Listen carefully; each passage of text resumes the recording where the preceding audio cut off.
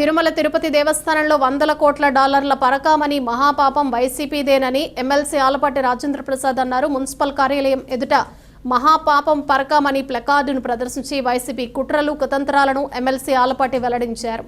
తిరుమల తిరుపతి దేవస్థానానికి వెళ్లిన భక్తులు స్వామివారికి వేసిన కానుకలను దోచుకున్న దొంగలు వైసీపీ ప్రభుత్వ పాలకులంటూ ఎమ్మెల్సీ ఆలపాటి రాజేంద్ర ప్రసాద్ ఆరోపించారు. పురపాలక సంఘం ఎదుట మహాపాపం ప్లకార్డును ప్రదర్శిస్తూ వైసీపీ ప్రభుత్వంలో దోచుకున్నంత దోచుకున్నారని అన్నారు. వందల కోట్ల డాలర్ల పరకామణి మహాపాపం వైసీపీదేనని చెప్పారు. దేవుడి సొమ్మును రాబట్టే దానిలో, దేవుడి సొమ్మును కాపాడే దానిలో కూటమి ప్రభుత్వం గట్టి చర్యలు తీసుకుంటోందని ఈ సందర్భంగా ఎమ్మెల్సీ ఆలపాటి రాజేంద్ర ప్రసాద్ తెలియజేశారు. ఎమ్మెల్సీతో పాటు పార్టీ పట్టణ అధ్యక్షుడు మహమ్మద్ కుద్దూస్, పద్మశాలి కార్పొరేషన్ డైరెక్టర్ జొన్నాదుల మహేష్, కౌన్సిలర్లు, పార్టీ నాయకులు పాల్గొన్నారు. ఆ యొక్క ప్రచారానికి అడ్డుకట్ట వేయడానికి ఆ రోజున స్వయంగా ప్రభుత్వమే వీళ్ళ మీద ఆ రోజున ఉన్నటువంటి డాలరు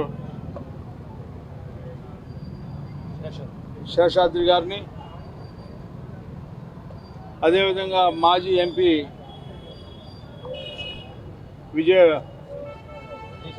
విజయసాయిరెడ్డి గారిని, వీళ్ళందరినీ కూడా మనం ప్రతివాదులుగా చేర్చి వేయటం జరిగింది. వీళ్ళు అధికారంలోకి రాగానే 2019లో మేము అనలేదని చెప్పి మేము విత్డ్రా చేసుకుంటున్నామంటే ఆ రోజున మేమే అడ్డుపడి దాన్ని తిరుపతిలోనూ హైకోర్టులోనూ 2 చోట్ల కూడా ఇది మా మీద చేసిన ఆరోపణ, ఈ ఆరోపణకి ఖచ్చితంగా సమాధానం రావాలి అని చెప్పి వాటిని ఆపడం జరిగింది. ఇప్పుడు కూడా కొనసాగుతామని అదొక పక్కన జరుగుతూ ఉంటే సరైన సమయం ఏ రకంగా దోచుకోవచ్చో తెలిసినటువంటి ఏకైక పార్టీ ఏదైనా దేన్నైనా దోచుకోవచ్చు అని చెప్పి దోచుకున్నటువంటి వ్యక్తులు ఎవరైనా ఉన్నారంటే ఈ రోజున వైసీపీ ప్రభుత్వాన్ని అడ్డం పెట్టుకొని స్వయంగా ఎవరైతే పాలనా అధికారి ఉన్నాడో, అదేవిధంగా ఆనాడు టీటీడీ చైర్మన్గా ఎవరైతే ఉన్నారో జగన్మోహన్ రెడ్డి గారి నేతృత్వంలో జరిగినటువంటి ఈ దొరల దొంగతనం ఒకసారి ప్రజలు అర్థం చేసుకోవాలని చెప్పి ఇవాళ కొన్ని వందల కోట్ల రూపాయలు డాలర్లు